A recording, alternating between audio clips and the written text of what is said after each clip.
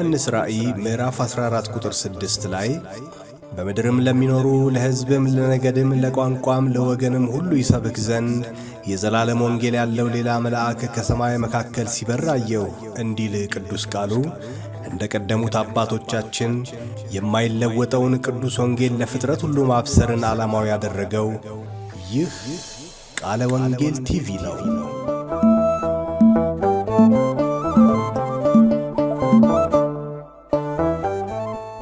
እግዚአብሔር ከአባታችን ከጌታም ከኢየሱስ ክርስቶስ ጸጋና ሰላም ይብዛላችሁ። እንደምን ሰነበታችሁ? የሰማይ አምላክ እግዚአብሔር ለዘላለም የተባረከ ይሁን። በተከታታይ የዘላለም ሕይወት በሚል ርዕስ የእግዚአብሔርን ቃል እየተማማርን ነው የምንገኘው። እግዚአብሔር ይመስገን። ደህንነት የሚገኘው መዳን፣ መጽደቅ፣ የዘላለም ረፍት የሚገኘው እንዴትና በምን አይነት ሁኔታ ነው የሚለውን እሱን አብረን እየተነጋገርን እየተማማርን ነው። ዛሬ ሶስተኛውን ክፍል አብረን እንመለከታለን። ክብር ለእግዚአብሔር ይሁን። በዚህ የዘላለም ሕይወት ተስፋ በሚለው ርዕስ ውስጥ ዛሬ የምንነጋገረው ጽድቅ የእግዚአብሔር ስጦታ እንደሆነ እንማማራለን ማለት ነው። እግዚአብሔር መንፈስ ቅዱስ ያስተምረናል። የዘላለም አምላክ እግዚአብሔር የተባረከ ይሁን። ሰላማችሁ ይብዛ። እግዚአብሔር ይመስገን። ይሄ መልእክት ለሌሎችም እንዲደርስ ሼር በማድረግ የበኩላችሁን ስለምትወጡ ይህን መልእክት ሰዎች እንዲሰሙ፣ ጎረቤቶቻችሁ እንዲሰሙ፣ አብረዋችሁ ያሉ እናትና አባቶቻችሁ እንዲሰሙ፣ እህቶቻችሁ እንዲሰሙ ይህንን መልእክት ተደራሽ እንዲሆን ጥረት ስለምታደርጉ የአባቴ ቅዱሳን የአባቴ ብሩካን የሰማይ አምላክ እግዚአብሔር ዘመናችሁን ይባርክ ማለት እፈልጋለሁ። እግዚአብሔር ይመስገን። ዛሬ ስለዚህ እግዚአብሔር ጽድቅ እናወራለን ማለት ነው። የእግዚአብሔር ጽድቅ ስጦታ መሆኑን በስፋት ከእግዚአብሔር ቃል መነሻነት እንነጋገራለን። እግዚአብሔር ይመስገን። እንግዲህ ሁላችሁም እንደምታውቁት ሰው ሁሉ መጽደቅ ይፈልጋል። ጽድቅ ግን የሚገኝበት መንገድ መጽሐፍ ቅዱሳዊ በሆነው መንገድ ስለማንሻ፣ ስለማንፈልግ፣ ስለማንመረምር በተሳሳተ መንገድ የተለያዩ ሁኔታዎች በሚሰጡን ተስፋ ተታለን ከእውነተኛው ጽድቅ ተለይተን የምንወጣበት ሁኔታ ነው ያለው። ወገኖቼ ሆይ ዛሬ እውነተኛ የሆነውን የእግዚአብሔር ጽድቅ የሚገኝበትን እውነት ከእግዚአብሔር ቃል አካፍላችኋለሁ። ሮሜ ምዕራፍ 5 ቁጥር 17 ላይ ያለውን የእግዚአብሔርን ቃል አነብላችኋለሁ። በአንዱም በደል ሞት በአንዱም በኩል ከነገሰ ይልቁንም የጸጋ ስጦታ ብዛትና የጽድቅ ስጦታ ብዛትና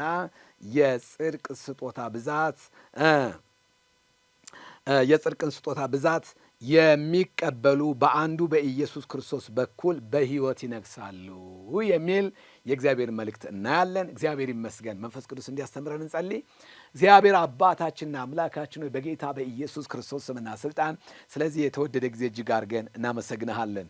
የአባቶቻችን አምላክ እግዚአብሔር በጌታችን በኢየሱስ ክርስቶስ ስምና ስልጣን ስለዚህ ጽድቅ፣ ስለዚህ ሕይወት፣ ስለዚህ መንገድ፣ ስለዚህ ዘላለማዊ እውነት እግዚአብሔር ሆይ በኢየሱስ ስም ስለምታስተምረን መንፈስ ቅዱስ ለብዙዎች መዳን የሚሆን ለብዙዎች ነጻነት የሚሆን የከበረ መልእክት እግዚአብሔር ሆይ ስለምትሰጠን እናመሰግንሃለን። እግዚአብሔር አባታችንና አምላካችን ሆይ ይህ የከበረው የእግዚአብሔር ቃል ወደ ሰዎች ልብ እንዳይገባ የዚህ ዓለም ገዢ የሰዎችን አእምሮ እግዚአብሔር እንዳይቆልፍ፣ እንዳይዘጋ፣ እንዳያሳውር በጌታ በኢየሱስ ክርስቶስ ስምና ስልጣን አስረዋለሁ።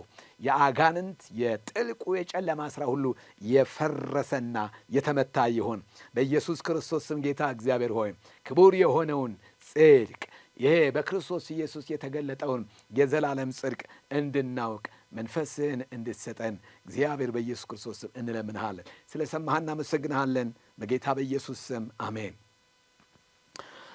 እግዚአብሔር አምላክ ለዘላለም የተመሰገነ ይሁን። ዛሬ ስለ እግዚአብሔር ጽድቅ ስናወራ በጣም የምንመለከተው የሮሜን መጽሐፍ ይሆናል ማለት። ስለዚህ የሮሜን መጽሐፍ መሰረት አድርገን ስለ እግዚአብሔር ጽድቅ እንነጋገራለን። ጽድቅ ማለት ምን ማለት ነው?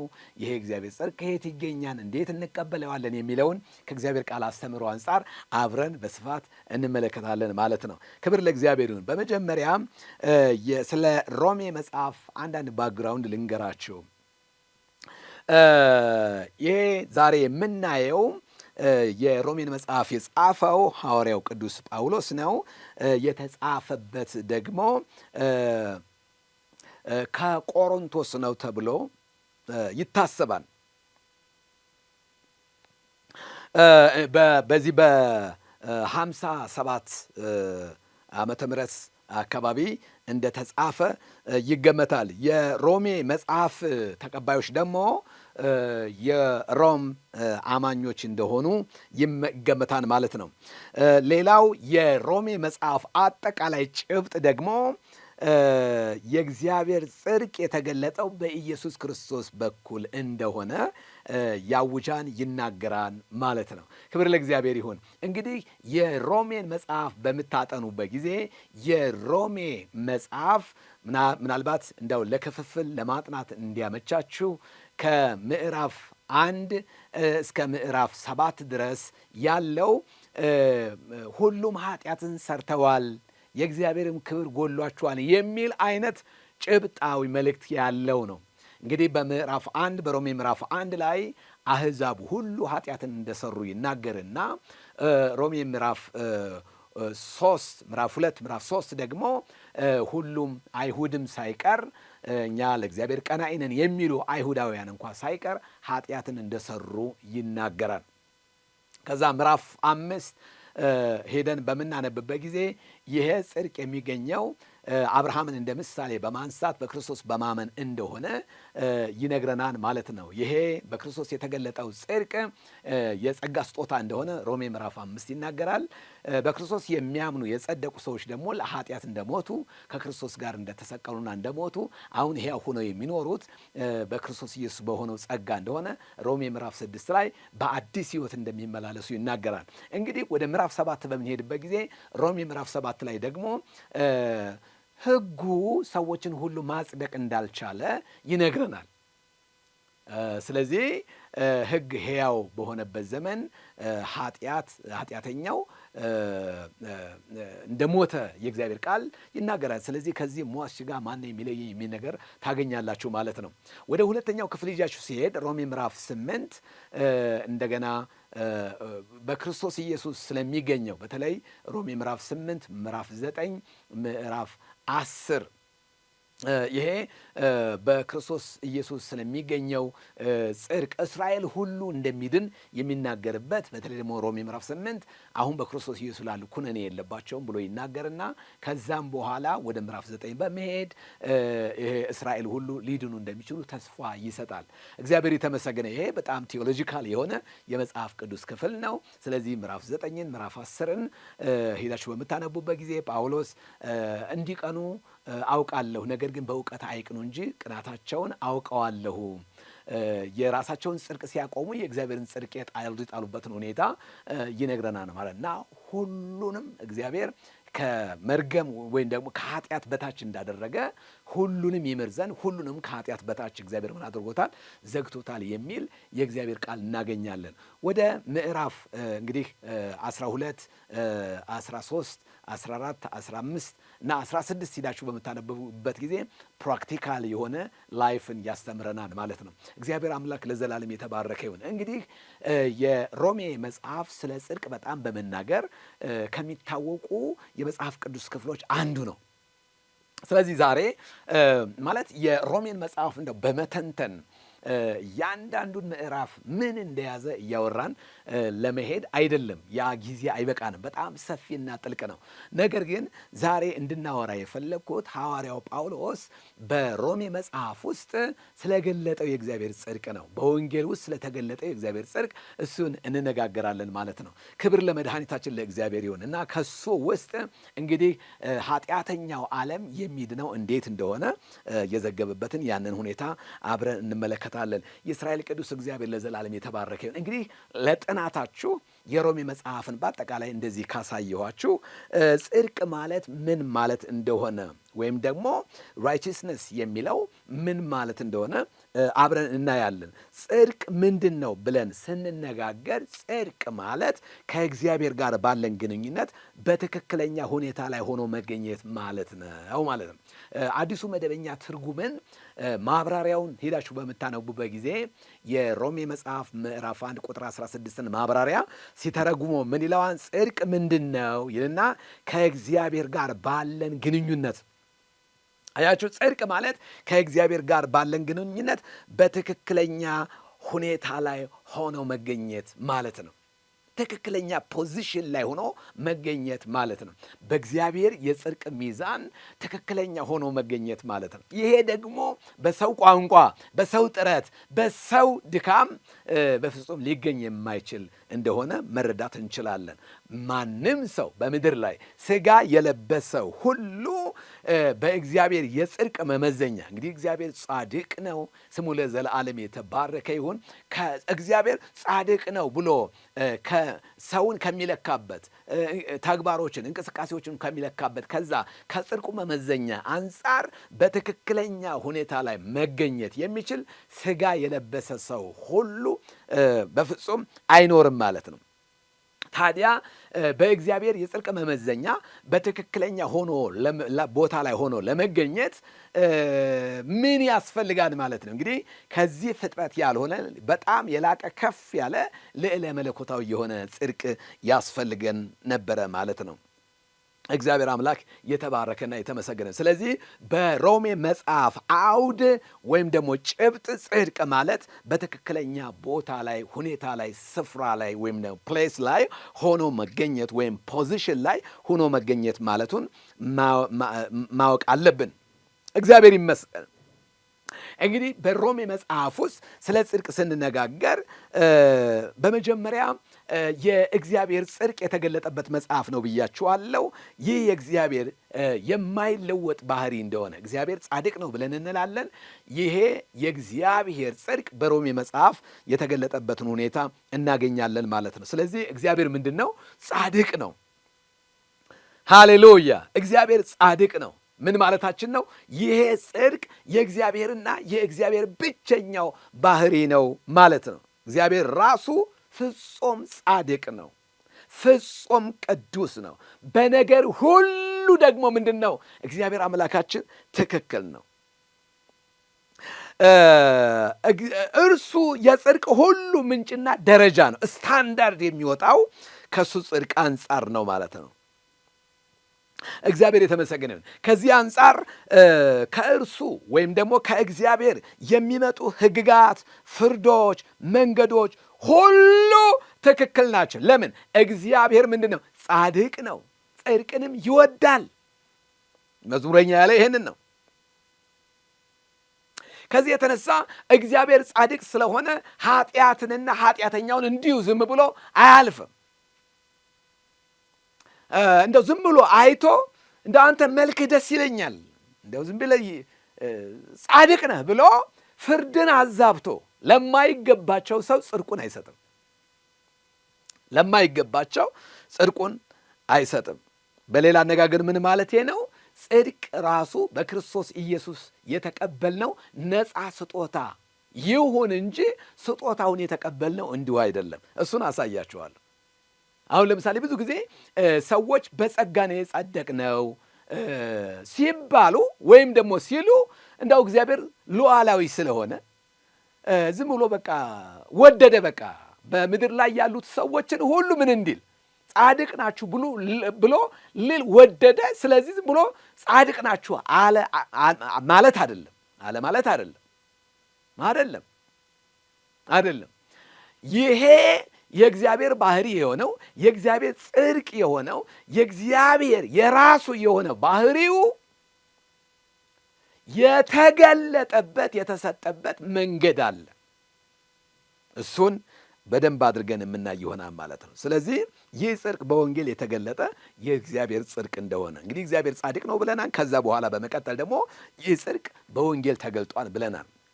ሮሜ ምዕራፍ 1 ቁጥር 17 ላይ በወንጌል የእግዚአብሔር ጽድቅ ከእምነት ወደ እምነት ይገለጣል፣ ጻድቅ በእምነት ይኖራልና የሚል የእግዚአብሔር ቃል እናገኛል። ስለዚህ ይህ ጽድቅ የተገለጠው ምንድን ነው? በእምነት ነው።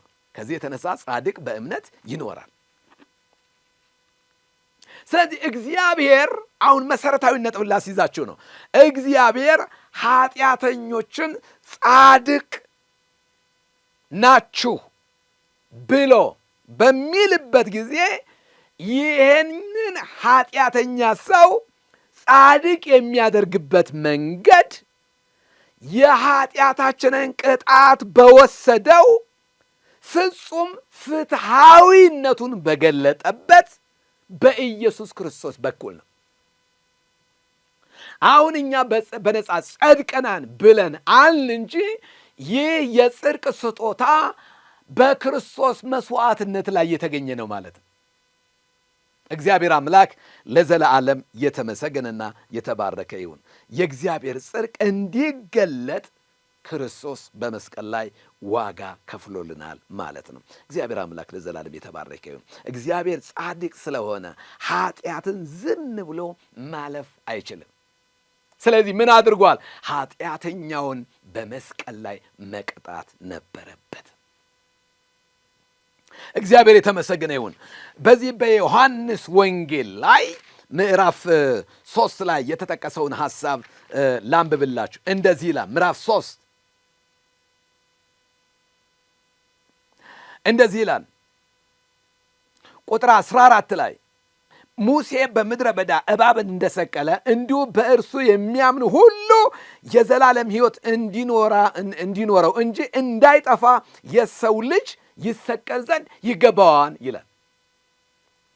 በምድረ በዳ ሙሴ እባብ ለነደፋቸው ባለመታዘዛቸው ምክንያት እባብ የነደፋቸው ሰዎች ነበሩ። እባብ ለነደፋቸው ሰዎች እግዚአብሔር ምን አይነት መመሪያ አወጣ?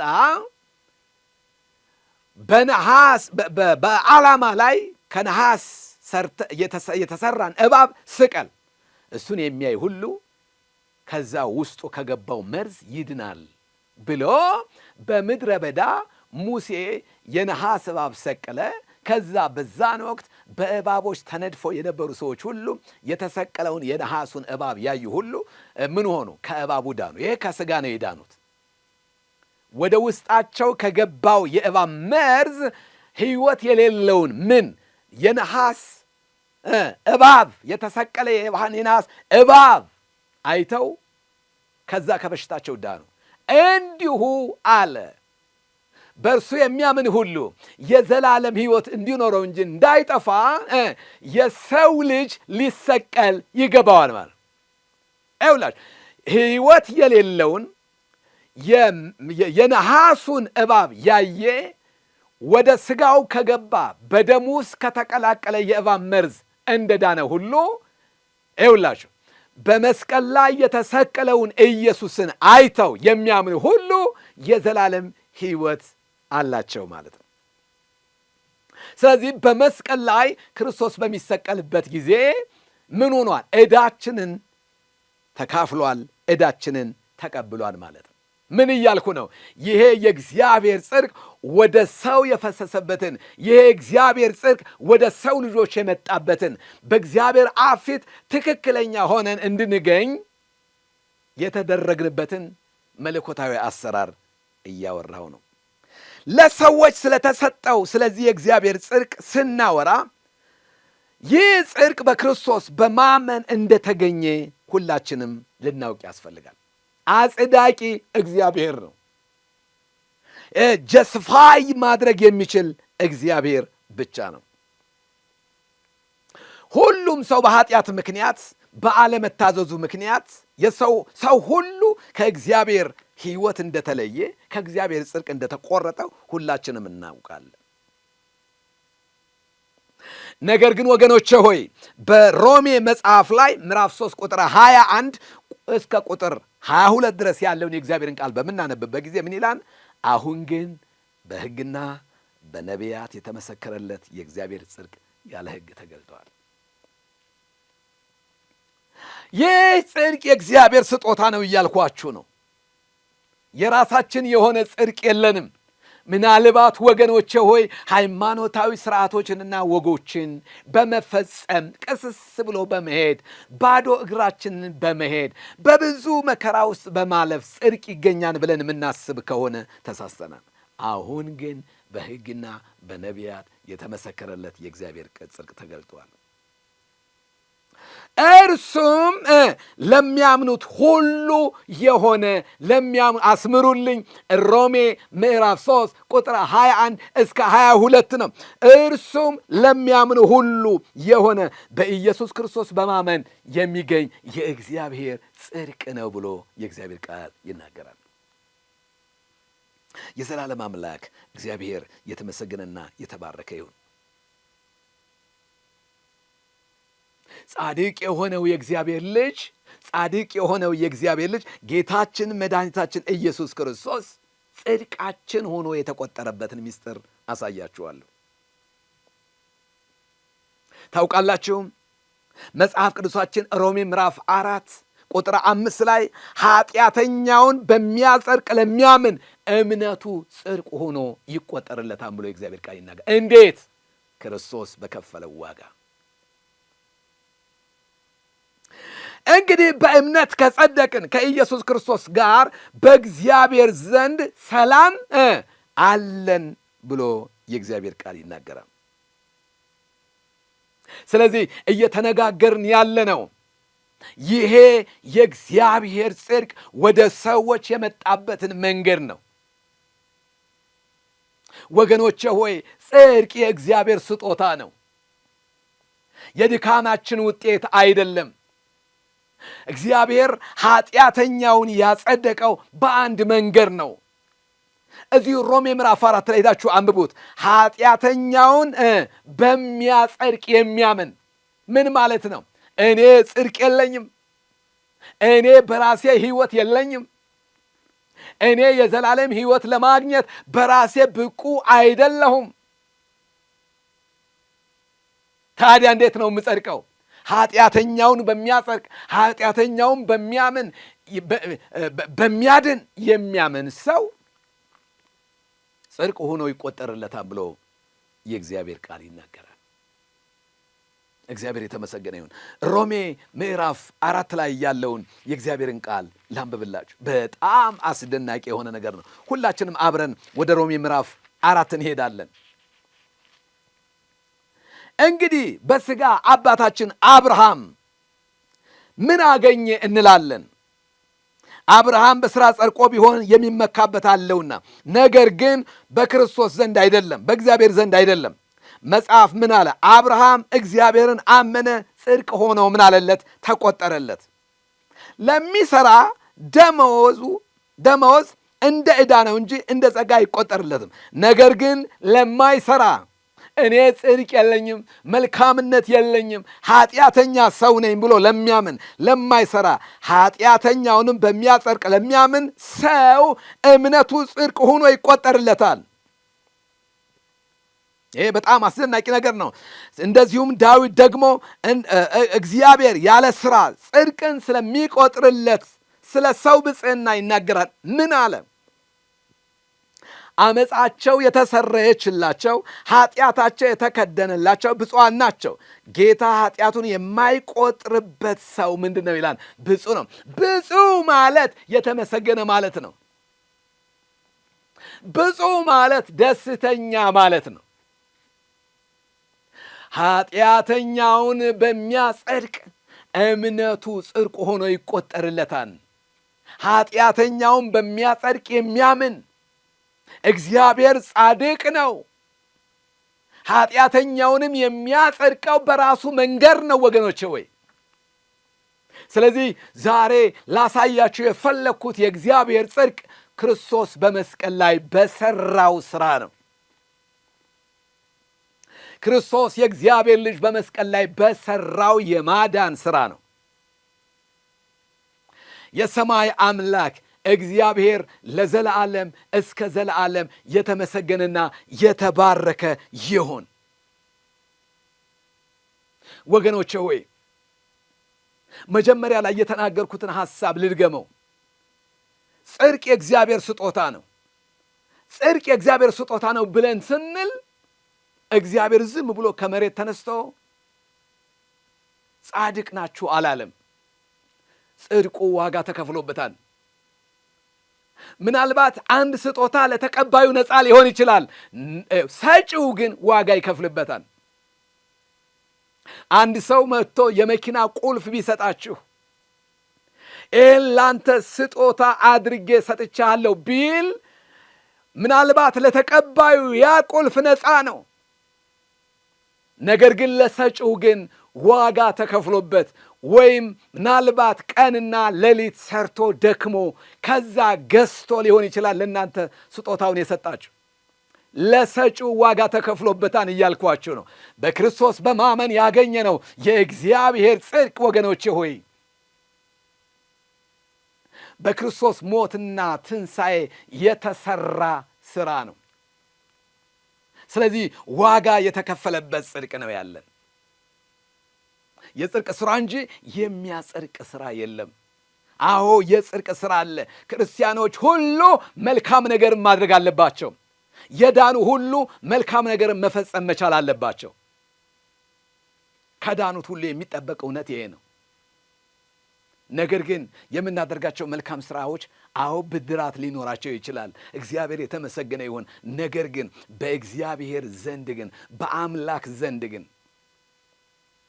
የዘላለምን ሕይወት ለማስገኘት ወይም ደግሞ ጻድቅ ነህ ብሎ በእግዚአብሔር አምላክ ፊት ለዘላለም ሕይወት የሚያስገኝ ጀስቲፊኬሽን ለማግኘት ግን ብቁ አይደለም።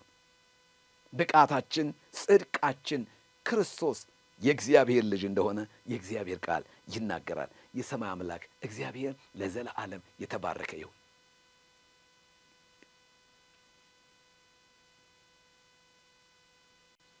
ለመድኃኒታችን ለእግዚአብሔር ክብር ይሁን። ይህ የእግዚአብሔር ጽድቅ እንዴት ነው ወደ ሕይወታችን ሊመጣ የሚችለው? የእግዚአብሔርን ጽድቅ እንዴት መቀበል እንችላለን የሚለውን ሐሳብ ትንሽ ላሳያችሁ ፈልጋለሁ። በሮሜ መጽሐፍ ወይም መልእክት የእግዚአብሔር ጽድቅ መቀበል የምንችለው አሁን በቀጣይ በማሳያችሁ መሰረታዊ ሐሳቦች ነው ማለት ነው። የእግዚአብሔርን ጽድቅ እንዴት መቀበል እንችላለን? የመጀመሪያው ኃጢአተኞች መሆናችንን በማወቅና በመገንዘብ ነው። በመጀመሪያ ጽድቁ ያስፈልገኛል ብለን ማመን መቻል አለብን። በመጀመሪያ በኢየሱስ ክርስቶስ ካልሆነ በመስቀሉ ሥራ ላይ ካልሆነ በስተቀር ወደ እግዚአብሔር መንግሥት መግባት እንደማይቻል ማወቅ መቻል አለብን። ስለዚህ ኃጢአተኛ መሆናችንን ማወቅና መገንዘብ አለብን። ወደ ሐኪም ቤት ለመሄድ በሽተኛ መሆናችንን ማወቅ አለብን።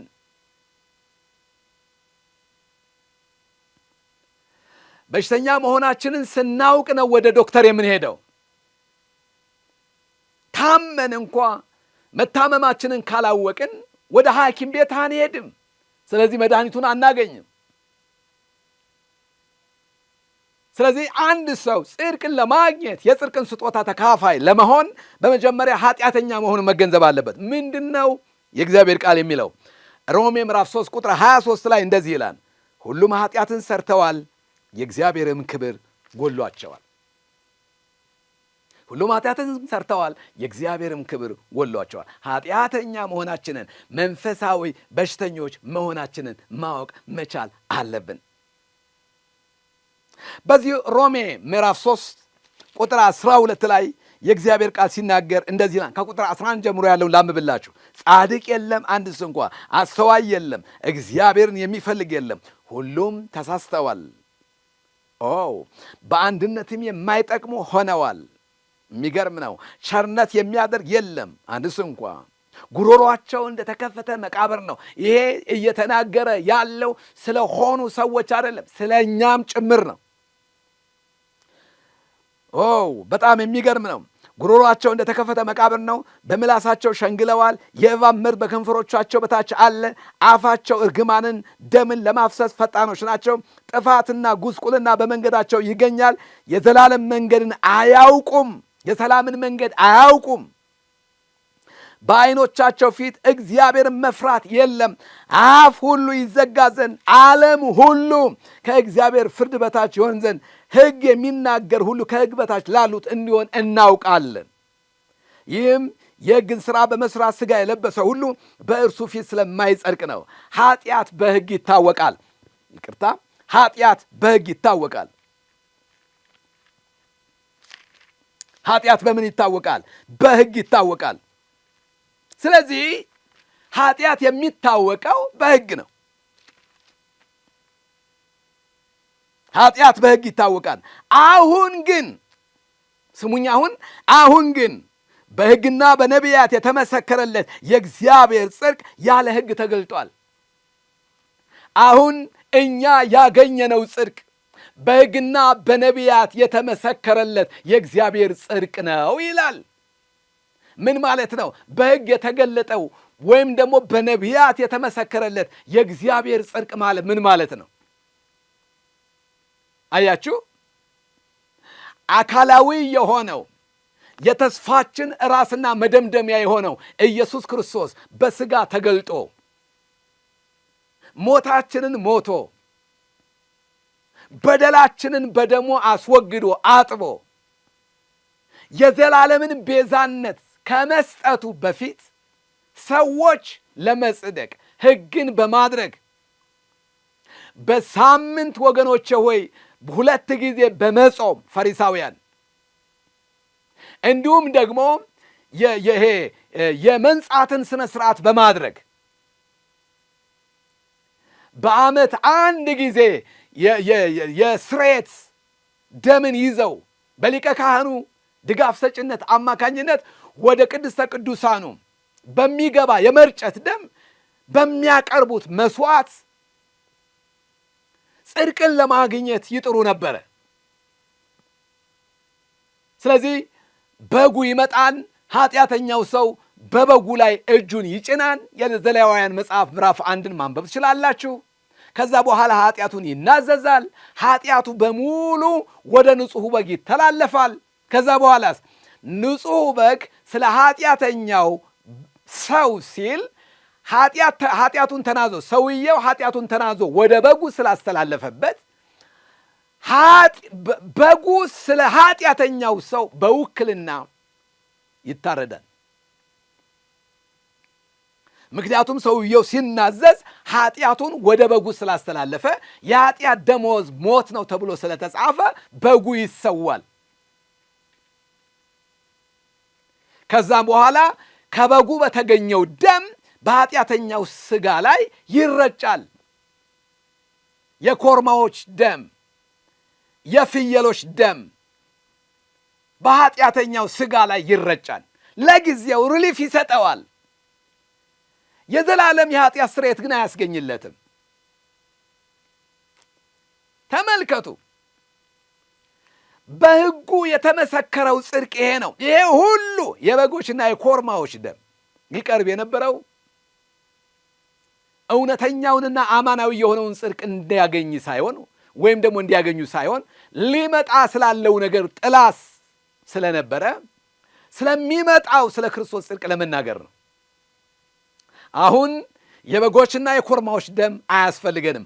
አሁን አንድ ጊዜ ለሁል ጊዜ በመስቀል ላይ በተከፈለው ዋጋ አማካኝነት የዘላለም ጽድቅን ተቀብለናል። ጽድቁ አንድ ጊዜ ለሁል ጊዜ የተሰጠ ጽድቅ ነው። የማይለወጥ ጽድቅ ነው። በብሉይ ኪዳን የነበሩ ሰዎች እንኳ በውክልና አማካኝነት ንጹሑ በግ ስለ ኃጢአታቸው ተሰውቶ ለጊዜው ወደ እግዚአብሔር ቤት መቅረብና እግዚአብሔርን ማመስገን እንዲችሉ ያደርጋቸው ነበር። አሁን የምናቀርበው የበጎችና የኮርማዎች ደም የለም። አሁን ያለው የእግዚአብሔር ልጅ የኢየሱስ ክርስቶስ ደም ነው። ምን እያልኳችሁ ነው? ከኃጢአት መንጻት የምንችለው በጌታ በኢየሱስ ክርስቶስ ደም አማካኝነት ነው። እየሰማችሁኝ ነው? ከኔ ጋር ነው ወንድሜ?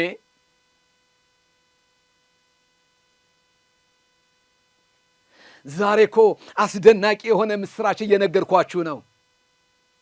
ከምድር ያልሆነ የምስራች፣ ጽድቅ የእግዚአብሔር ስጦታ ነው የሚል የምስራች፣ ስለ ጽድቃችሁ ክርስቶስ ዋጋ ከፍሏል የሚል የምስራች፣ ከዘላለም ጥፋት የዳናችሁበትን ወገኖቼ ሆይ የከበረውን የእግዚአብሔር አብን በጎ ስጦታ እየነገርኳችሁ ነው። ገና ደካሞች ሳለን ክርስቶስ ስለ ኃጢአተኞች ሞተ ይላል።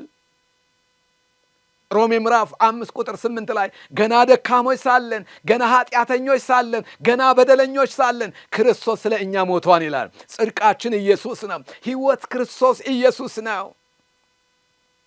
ስለዚህ የእግዚአብሔርን ጽድቅ የምንቀበልበት መንገድ በመጀመሪያ ኃጢአተኛ መሆናችንን አምነን፣ ሁሉ ኃጢአትን ሰርተዋል የእግዚአብሔርን ክብር ጎድሏቸዋል የሚለውን አምነን፣ በሕግና በነቢያት የተመሰከረለትን የእግዚአብሔር ያለ ሕግ የተገለጠውን በኢየሱስ ክርስቶስ በማመን የሚገኘውን ጽድቅ ማመንና መቀበል ነው ያለብን። ስለዚህ በሕግና በነቢያት የተመሰከረለት የእግዚአብሔር ጽድቅ ያለ ሕግ ተገልጧል። እርሱም ለሚያምኑ ሁሉ የሚሆን በክርስቶስ በማመን የሚገኝ የእግዚአብሔር ጽድቅ ነው። አሜን ነው። በቃ አንድ ነገር ልንገራችሁ። በእናንተና በእግዚአብሔር መካከል መካከለኛ ኢየሱስ ክርስቶስ ከሌለ በስተቀር በማዳን ሥራው የአዲሱ ኪዳን ሊቃነ ካህናት ነው። ወገኖቼ ክርስቶስን በእኛና በእግዚአብሔር መካከል መቆም የሚገባውን ክርስቶስን አውጥተን ሌላ ነገር እዛ ቦታ ላይ ተክተን ወይ በጎ ስራችን ሊሆን ይችላል፣ ወይ ትምህርታችን ሊሆን ይችላል፣ ወይ እውቀታችን ሊሆን ይችላል፣ ወይ መልካችን ዘራችንን ሊሆን ይችላል፣ ወይ ደግሞ ቅዱሳን የምንላቸውን ወይ ጸሎታችንን ሊሆን ይችላል። በእኛና በእግዚአብሔር መካከል መካከለኛ አድርገን በዛ በኩል ወደ እግዚአብሔር እንገባለን ብላችሁ ካሰባችሁ ተሳሳችኋል። በክርስቶስ በማመን የሚገኝ የእግዚአብሔር ጽድቅ ነው። ይሄ ሐዋርያው ቅዱስ ጳውሎስ የዛሬ 2000 ዓመት ለሮማውያን የጻፈላቸው መልእክት ነው። ይህ የእግዚአብሔር ቃል ነው፣ የሚሰራም በሁለት ጎኑ የተሳለ ስለታም ሰይፍ ነው። ወገኖቼ እኛ ጽድቃችን የመርገም ጨርቅ ነው። የመርገም ጨርቅ ማለት እንደሆነ ታውቃላችሁ። ነቢዩ ኢሳይያስ አይደለ ጽድቃችን የመርገም ጨርቅ ነው ብሎ ተናገረ። አይውላችሁ ክፉ ስራችን የመርገም ጨርቅ ነው አይደለም ያለው። ምናችን ነው? ጽድቃችን ነው። ጽድቃችን የኛ በጎ ነገር ምን ከሆነ የመርገም ጨርቅ ከሆነ ኃጢአታችን ምን መገለጫ አለው ብላችሁ ታስባላችሁ? ያለው እኮ ኃጢአታችን የመርገም ጨርቅ ነው ሳይሆን ጽድቃችን የመርገም ጨርቅ ነው እኮ ነው ያለው። የመርገም ጨርቅ ማለት ምን ማለት ነው? በብሉይ ኪዳን አንድ ለምጻም በለምጽ ሲመታ ሄዶ ራሱን ለካህኑ ያሳያል። ካህኑ ለምጻም እንደሆነ ካወቀ ሰውነቱ ላይ የለምጽ ምልክት ከታየበት እጁ ላይ እኔ ለምጻም ነኝ የሚል የምትውለበለብ ጨርቅ እንዲያስር ያደርገዋል። ለምን? ያ ሰው የሚነካው ሁሉ የረከሰ ስለሆነ፣ የሚቀመጥበት ሁሉ የረከሰ ስለሆነ፣ የሚበላበት ዕቃ ሁሉ የረከሰ ስለሆነ፣ ምናልባት በድንገት ሰላም የሚላቸው ሰዎች እንኳ ቢኖሩ የረከሱ ስለሚሆኑ ጎረቤቶቹ መጥተው እንዳይጨብጡት፣ በሚበላበት እንዳይበሉ፣ በሚቀመጥበት እንዳይቀመጡ፣ እሱ ባለበት ድንኳን እንዳይቀመጡ፣ ሰውየው ገና ወደ እሱ ሲመጡ ወደ ገበያ እንኳን ለመሄድ ቢገደድ በእርግጥ ይገለላል፣ እንዳይቀላቀል ይደረጋል። የመሄድ እንኳ ምናልባት ሁኔታ ቢኖር ሰዎች ሰላም አቅፈው እንዳይስሙት ያችን የምትንጠለጠል ጨርቅ ብድግ አድርጎ ያሳያል። ይገባቸዋል፣ ይሄ ሰው ለምጻም ነው ማለት ነው ብለው አልፈውት ይሄዳሉ ማለት ነው። ምናልባት ሰላም ማለት ካለባቸው በርቀት ሰላም ብለውት ያልፋሉ ማለት ነው። ስለዚህ ምን አለ? የመርገም ጨርቅ ነው። ለዛ ነው በሕይወታችን ላይ የነበረውን ሕጉን በመተላለፍ የመጣውን ያንን የመርገም ጨርቅ ከላያችን ላይ ያስወገደው ጽድቃችን የሆነው የእግዚአብሔር ልጅ ኢየሱስ ክርስቶስ ነው። ምን እያልኩ ነው? የእግዚአብሔርን ጽድቅ ለመቀበል የመጀመሪያው እርምጃ በራሳችን ጽድቅ እንደሌለን፣ ኃጢአተኞች እንደሆንን፣ በእግዚአብሔር ፍጹም ደረጃ ላይ ለመድረስ የሚያበቃን ምንም አይነት ብጽዕና እንደሌለን አውቀን መቀበል ነው። እግዚአብሔር ምሕረትና ማስተዋልን ይስጠን። እግዚአብሔር በነገር ሁሉ ማስተዋልና ጥበብን ይስጠን። ይሄ የእግዚአብሔር ጽድቅ ነው። ስሙኝ ወገኖች፣ ሁለተኛው የእግዚአብሔርን ጽድቅ የምንቀበለው እግዚአብሔር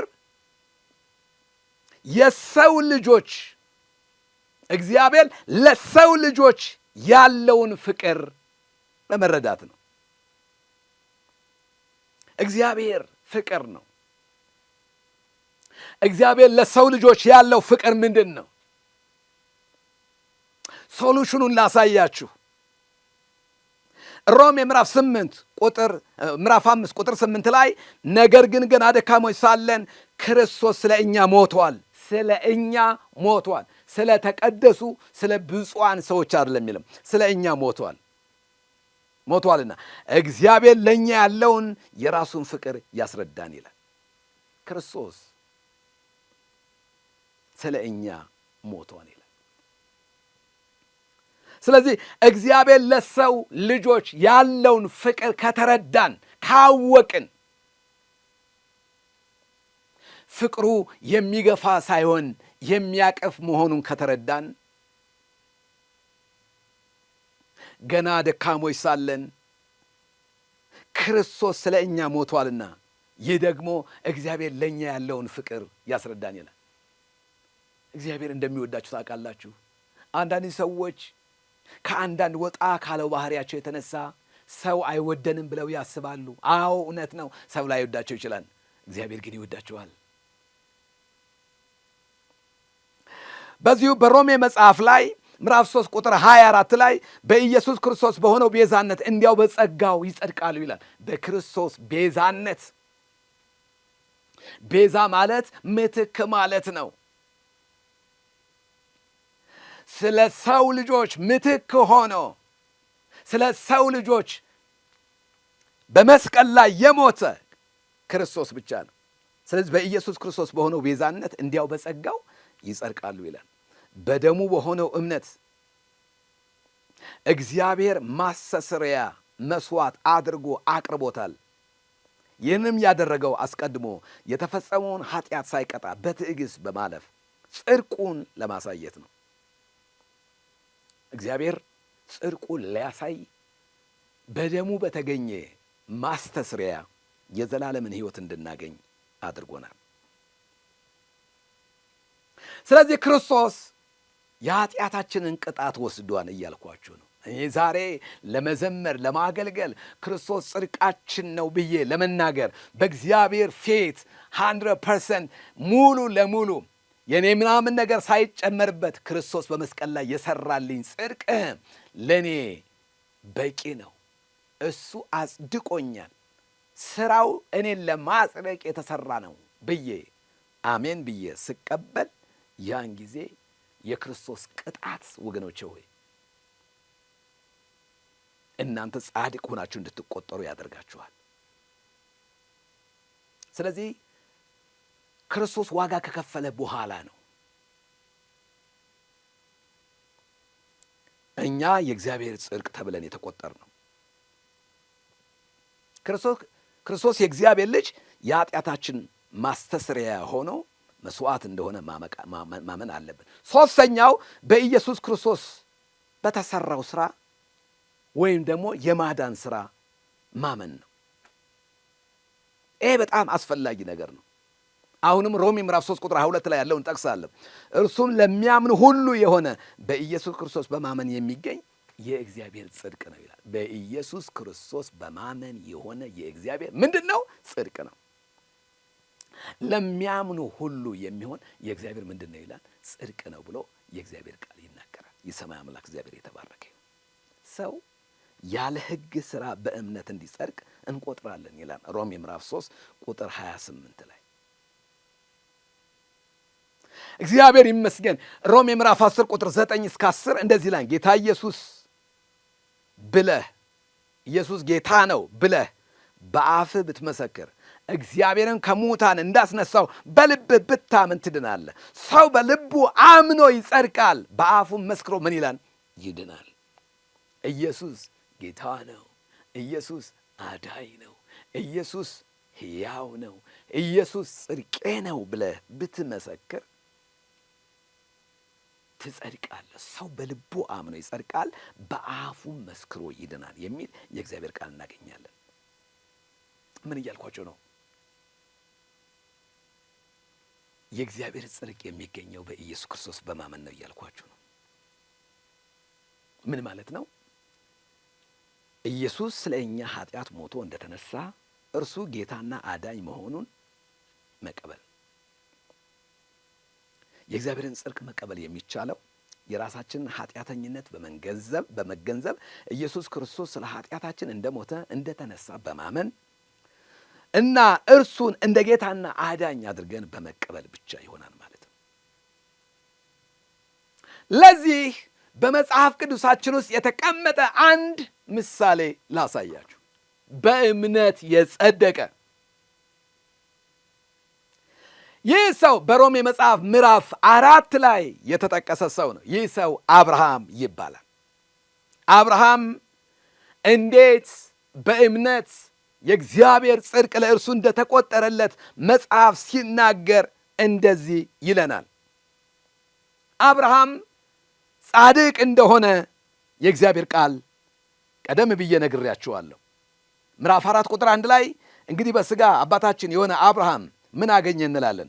አብርሃም በሥራ ጸድቆ ቢሆን የሚመካበት አለውና፣ ነገር ግን በእግዚአብሔር ዘንድ አይደለም። መጽሐፍ ምን አለ? አብርሃም እግዚአብሔርን አመነ፣ ጽድቅም ሆኖ ተቆጠረለት።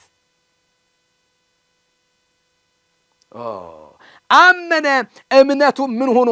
ጽድቅ ሆኖ ተቆጠረለት። ስለዚህ አንደኛ ጽድቅ በሥራ ሳይሆን በእምነት እንደሆነ የአብርሃም የሕይወት ምስክርነት ያሳየናል ማለት ነው። እግዚአብሔር አምላክ ለዘላለም የተመሰገነ ይሁን። መጽሐፍ ምን አለ? የትኛው? ዘፍጥረት ምዕራፍ 15 ላይ አብርሃምም እግዚአብሔርን አመነ፣ እምነቱም ጽድቅ ሆኖ ተቆጠረለት ይላል። የመጽሐፍ ምስክርነት ይሄ ነው። ለሚሰራ ደመወዙ እንደ ዕዳ ነው እንጂ እንደ ዘጋ አይቆጠርም። ነገር ግን ለማይሰራ ኃጢአተኛውን በሚያጸድቅ ለሚያምን እምነቱ ጽድቅ ሆኖ ይቆጠርለታል ይላል እግዚአብሔር ቃል። ይገርማል። ሮሜ ምዕራፍ 4 ቁጥር 4 ላይ እስከ ቁጥር 5 ድረስ ያለውን ማንበብ ትችላላችሁ። አብርሃም ገና እኛ አሁን የጸደቅንበትን ጽድቅ በእምነት ወራሽ እንዳደረገው መጽሐፍ ይናገራል። አብርሃም ጽድቅን ያገኘው በሥራው ሳይሆን እግዚአብሔር ይመስገን በእምነት ነበር። ሁለተኛው አብርሃም ለመጽደቅ የእግዚአብሔርን ተስፋ ማመን ነበረበት። ሁላችንም እንደምናስታውሰው ዘፍጥረት ምዕራፍ 15 ቁጥር 5 ላይ እነሆ ወንድ ልጅን እሰጥሃለሁ፣ ኤልኤዘር አይወርስም፣ ከጉልበት የሚወጣው እርሱ ይወርሳል ብሎ እግዚአብሔር ሲናገረው አብርሃምም ይህንን የተስፋ ቃል በሚሰጠው በእግዚአብሔር አመነ። መናገር ብቻ ሳይሆን ተስፋውን በሚፈጽመው የተናገረውን በሚፈጽም በእግዚአብሔር ምን አለ? አመነ፣ እምነቱን ጽድቅ ሆኖ ተቆጠረለት ይላል። ስለዚህ አብርሃም የእግዚአብሔርን የተስፋ ቃል አመነ። ምን የሚለውን? ከዘርህ ከአንተ የሚነሳ ትውልድ እሰጥሃለሁ።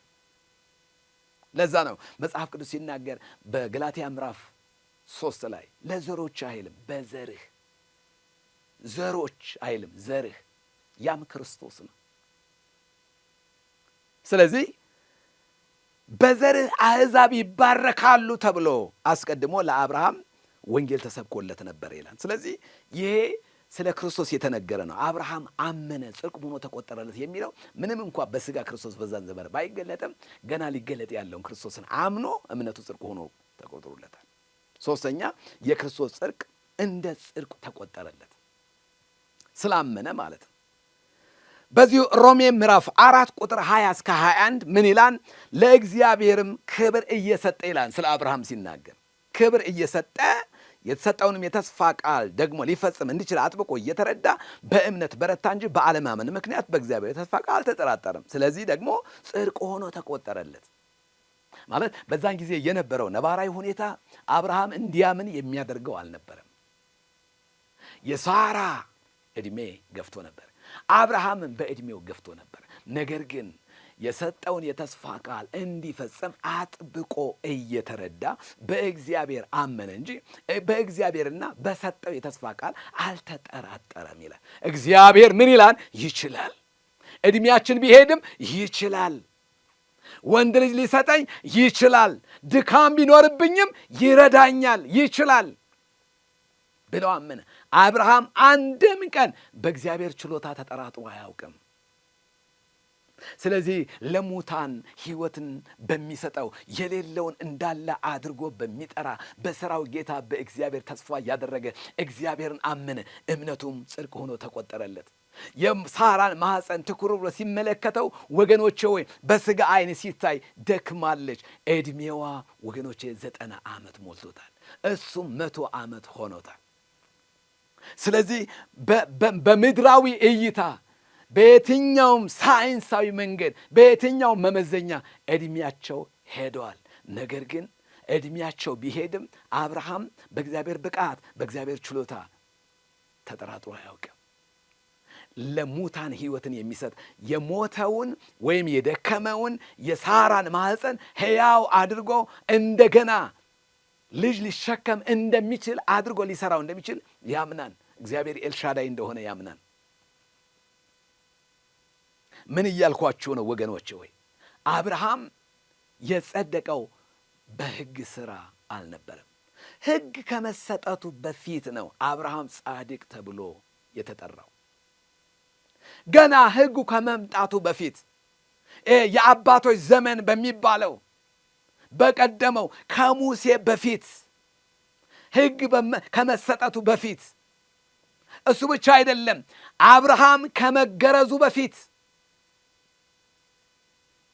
ዘፍጥረት ምዕራፍ 17 ላይ አብርሃም ተገረዘ ይላል። እምነቱ ጽድቅ ሆኖ የተቆጠረለት ግን ከመገረዙ በፊት ዘፍጥረት ምዕራፍ 15 ላይ ነው። ስለዚህ ለጽድቁ መገረዙ ምን አልነበረም? መሰረት አልነበረም፣ ዋስትና አልነበረም ማለት ነው።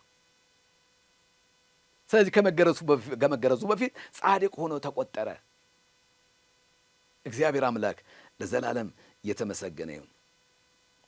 በጣም የሚገርም ነገር ነው። አራተኛ ጻድቅ እንደሆነ ታወጀ። ጽድቁም የታወጀው ከሕግ በፊትና ከግዝረት በፊት ነበረ።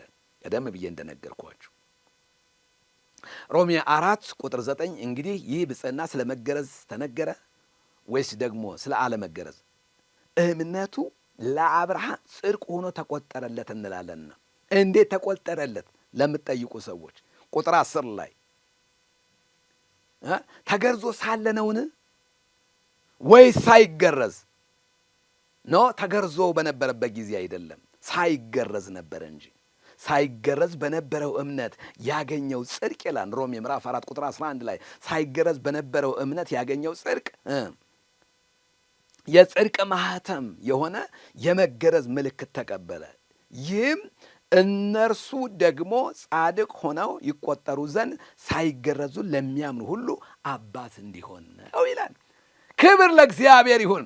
አብርሃም የአሕዛብም የእስራኤላውያንም ሁሉ አባት ነው ይባላል። ከመገረዙ በፊት በነበረው ሕይወት ላልተገረዙት ከተስፋው ቃል ኪዳን ርቀዋል ለሚባሉት ለአሕዛብ ሁሉ አባት እንዲሆን ነው።